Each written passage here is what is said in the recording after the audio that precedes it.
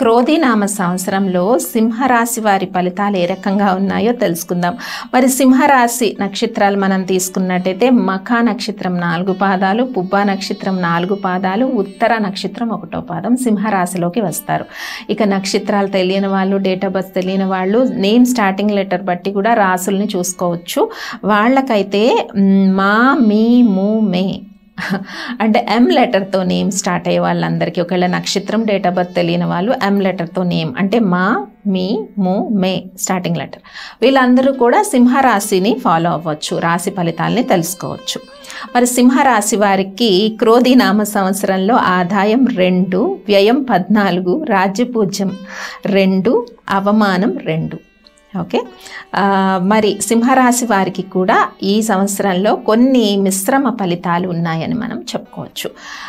మిశ్రమ ఫలితాల్లో మనకి ఏంటి అంటే ఏప్రిల్ మాసం 2024 ఏప్రిల్ మాసంలో కొన్ని పనులు అనుకూలంగా ఉన్నాయండి సింహరాశి వారికి. ఎందుకంటే గురువు సువర్ణమూర్తిగా మనకి సంచారం చేస్తున్నారు, శనేశ్వరుడు లోహమూర్తిగా సంచారం చేస్తున్నారు, రాహుకేతువులు తామ్రమూర్తిగా సంచారం చేస్తున్నారు మన సింహరాశి వారికి.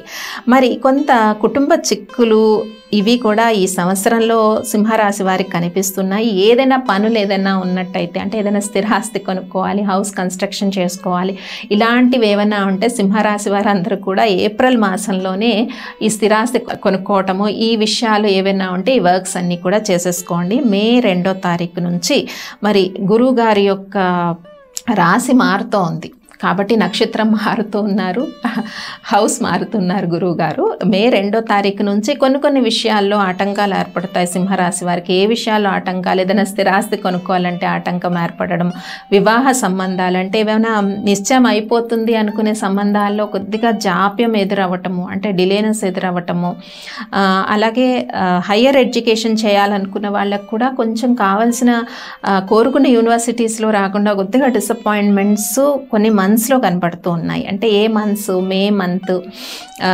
జూన్ మంత్లో కొన్ని డిసప్పాయింట్మెంట్స్ అయితే సింహరాశి వారికి కనిపిస్తున్నాయి. ఇంకా కుటుంబ సమస్యలు అంటే చిన్న విషయాలకి కుటుంబంలో చిక్కులు, సమస్యలు, కొద్దిగా జీవిత భాగస్వామితో కూడా కొన్ని మనస్పర్ధలు, ఇవన్నీ కూడా సింహరాశి వారికి క్రోధినామ సంవత్సరంలో కనపడుతూ ఉన్నాయి. అయితే ముఖ్యంగా ఈ క్రోధినామ సంవత్సరంలో కొన్ని నెలలు అనుకూలంగా ఉంది.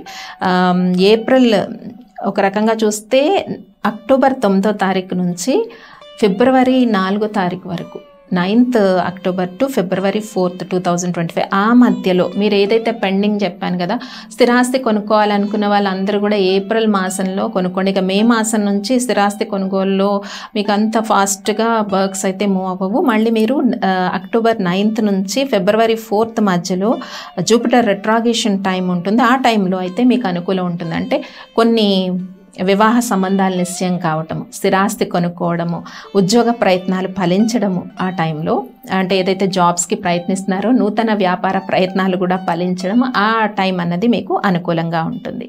ఇక చాలా వరకు ఇంకో సమయం కూడా జూన్ 29 నుంచి నవంబర్ 15 మధ్యలో కూడా సమయం, అంటే ఆల్మోస్ట్ జూన్ నుంచి మీకు ఫిబ్రవరి వరకు ఉండే సమయము అనుకూలంగా ఉంది. ఓకే, అలాగే ఏప్రిల్ మాసం అంతా కూడా అనుకూలంగా ఉంది.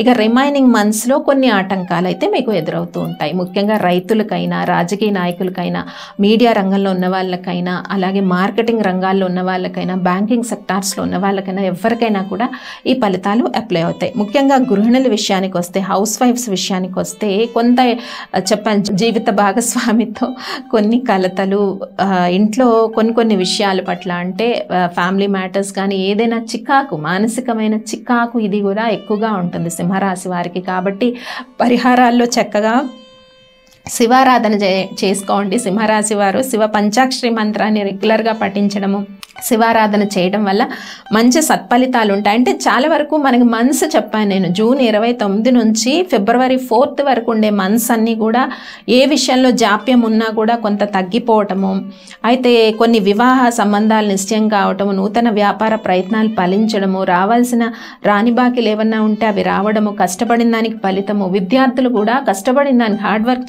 చేయాలి, కంపల్సరీ చేస్తేనే సత్ఫలితాలు వస్తాయి. విద్యార్థులకు కూడా ఒక రకంగా హార్డ్ వర్క్ చేసిన దానికి మొత్తానికి మంచి రిజల్ట్స్ కనబడుతున్నాయి.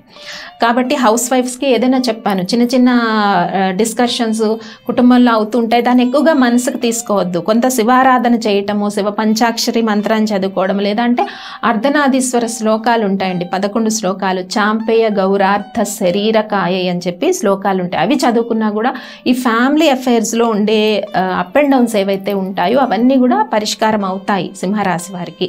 కాబట్టి ఆ పరిహారాలన్నవి మీరు పాటించుకోండి. ముఖ్యంగా ఏ మంత్స్ కూడా బాగుంటాయి క్రోధి నామ సంవత్సరంలో అని మనం తెలుసుకున్నాం. దాని ప్రకారం మీరు ప్లాన్ చేసుకోండి. ఇక మనం చెప్పుకున్నాం చిన్న పరిశ్రమలు నడిపే వాళ్ళకి, ఇంకా వ్యాపార లావాదేవీలన్నీ కూడా జూన్ మాసం నుంచి 2024 జూన్ నుంచి ఆల్మోస్ట్ ఫిబ్రవరి 4th వరకు ఉండే పీరియడ్ ఏదైతే ఉంటుందో చిన్న పరిశ్రమలు నడిపే వాళ్ళకి, నూతన వ్యాపార ప్రయత్నాలు ఫలించడానికి, అలాగే స్పెక్యులేషన్ వ్యాపారానికి, రైతులకు, వీళ్ళందరికీ కూడా అనుకూలమైన సిచ్యువేషన్స్ ఉన్నాయి. ఇంకా ప్రొఫెషనల్ వృత్తుల్లో ఉన్న వాళ్ళకి వీళ్ళందరికీ కూడా కొంచెం డిసప్పాయింట్మెంట్స్ ఉంటాయి కొన్ని మంత్స్లో. మే మంత్ కొద్దిగా డిసప్పాయింట్మెంట్, జూన్ మంత్, అలాగే 2025 మార్చ్ మంత్ కొన్ని డిసప్పాయింట్మెంట్స్ ఉన్నాయి. రిమైనింగ్ మంత్స్ అన్నీ కూడా పాజిటివ్గానే ఉన్నాయని మనం చెప్పుకోవచ్చు. మరి సింహరాశి వారికి చేసుకోవాల్సిన పరిహారాలు ఏంటో కూడా తెలుసుకున్నాం. మీరందరూ కూడా అవి పాటించండి. స్వస్తి.